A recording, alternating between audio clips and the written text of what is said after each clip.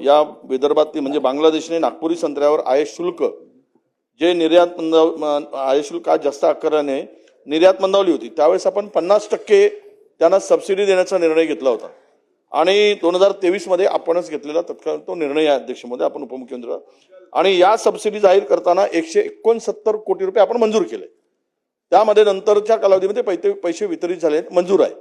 आता ते पैसे वितरित होत आहेत, परंतु त्या निर्यातदारांनी यामध्ये हालचाली सुरू केल्या की हे पैसे आम्हाला मिळावे।